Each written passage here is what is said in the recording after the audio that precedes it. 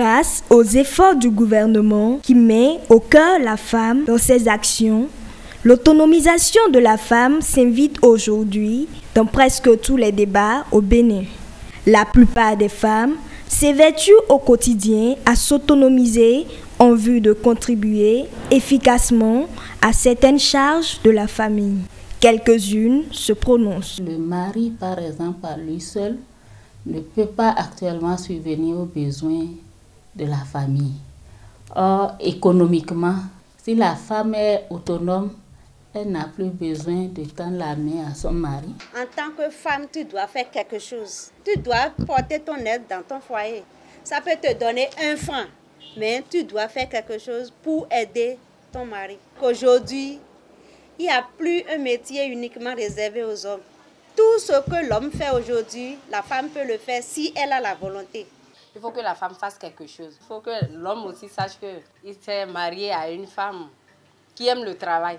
Surtout aujourd'hui, les hommes n'aiment pas, les femmes qui n'aiment pas le travail. Il faut quand même entreprendre, il faut faire quelque chose. Là, s'il y a les besoins de la maison, parce que les enfants sont là, tu peux le devancer.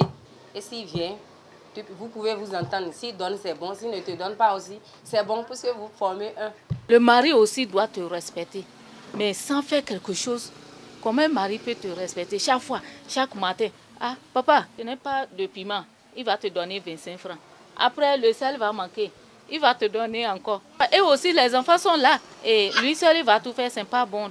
L'autonomisation rend la femme financièrement indépendante. Elle aide à accompagner son mari dans la prise en charge des dépenses du foyer. Le fait de refuser à une femme aussi d'aller chercher, c'est une violation à ses droits économiques.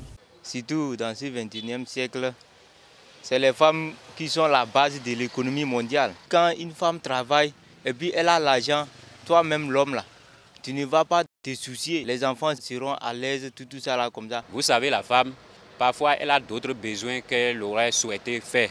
Mais si chaque fois c'est l'homme même qui va chaque fois venir dire donner, là, ça serait un peu compliqué. Il faut que chacun va donner son participation dans le foyer et que tout ira bien, il y aura solution. Pas d'amalgame. Il importe de préciser que loin d'être un problème de parité, l'autonomisation de la femme reste une affaire d'épanouissement et surtout de complémentarité dans le foyer.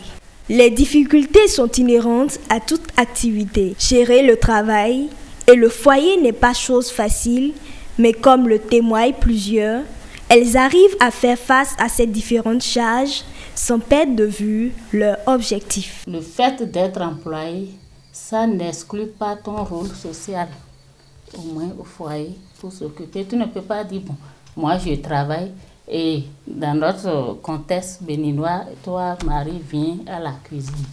C'est la société même qui va te renvoyer de ce foyer. La femme qui travaille, elle doit quand même se planifier.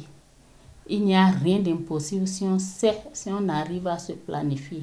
Si tu dois aller au boulot à 8 heures, tu te lèves à 6h30, tu fais ce que tu dois faire avant de partir. Et à la fin, tu retournes et tu fais le reste. Si tu es bien organisé dans ton foyer, tu l'es aussi au travail.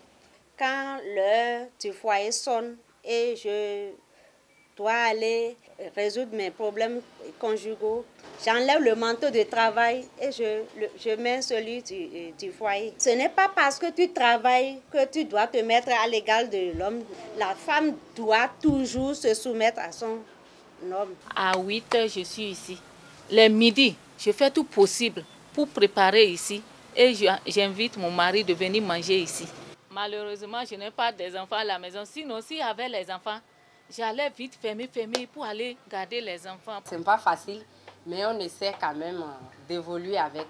Puisque les enfants sont là, tu dois gérer pour le foyer et en même temps pour ton boulot.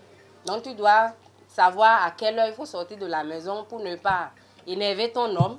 Sinon, il serait aussi, bon, il peut penser à autre chose. Même si la femme doit chercher un travail à faire, elle ne doit pas aussi oublier son rôle d'épouse et de mère. Elle doit aussi prendre un peu de son temps pour assurer la satisfaction à son mari. Des conseils sont prodigués ici à l'endroit des femmes pour leur émancipation.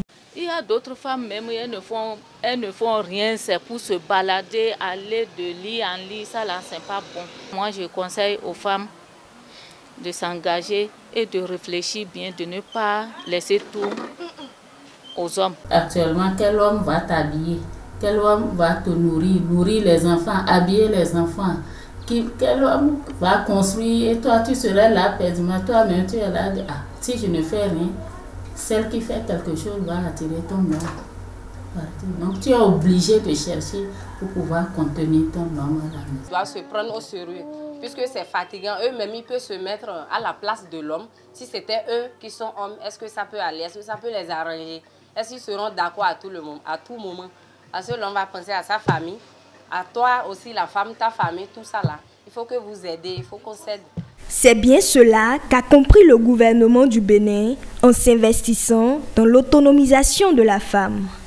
Une femme autonome est un bien pour tous et surtout pour la famille. C'est pourquoi il convient surtout de trouver les voies et moyens pour renforcer la capacité des femmes.